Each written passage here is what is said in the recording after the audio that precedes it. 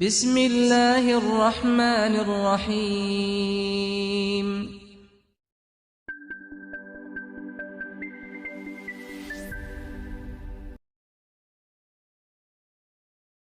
اعوذ باللہ من الشیطان الرجیم، بسم اللہ الرحمن الرحیم۔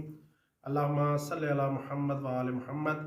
مومنین کرام، اسلام نے کچھ احکامات انسان کو عطا کیے ہیں۔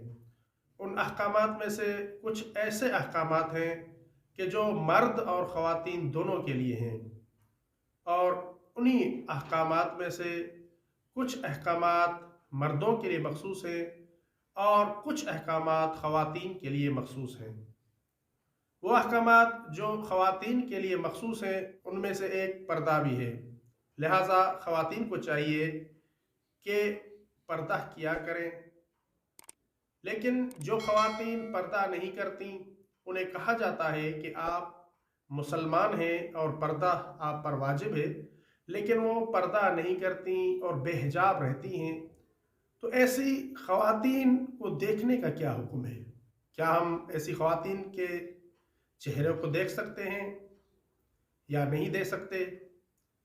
اس سلسلے میں حضرت آیت اللہ العظمیٰ سید علی حسینی سیستانی دامہ ظلہ العالی جدید مسائل میں بیان کرتے ہیں، جن خواتین کو کہا جاتا ہے کہ آپ پردہ کریں لیکن پھر بھی وہ پردہ نہیں کرتی، تو ان خواتین کے چہرے، ہتھیلیوں اور ان اعضاء کو انسان دیکھ سکتا ہے کہ جن اعضاء کو عموماً نہیں چھپایا جاتا۔ نمبر ایک، چہرے کو بھی دیکھ سکتا ہے، ہتھیلیوں کو بھی، اور وہ اعضاء کہ جنہوں عموماً نہیں چھپایا جاتا، ایسے اعضاء کو انسان دیکھ سکتا ہے۔ لیکن آقا نے یہاں پر ایک شرط لگائی ہے کہ آپ اس وقت دیکھ سکتے ہیں کہ جب لذت حاصل کرنے کا قصد نہ ہو۔ لیکن اگر آپ لذت حاصل کرنے کے لیے دیکھ رہے ہیں پھر تو آپ کا دیکھنا حرام ہے، لہٰذا آپ کو لذت کے لیے نہیں دیکھنا چاہیے۔ لذت کے علاوہ اگر آپ دیکھ رہے ہیں تو ایسی خواتین کے چہرے، ہتھیلیوں اور ان اعضاء کو دیکھ سکتے ہیں کہ جو عموماً چھپے ہوئے نہیں ہوتے۔ وما علینا الا البلاغ المبین۔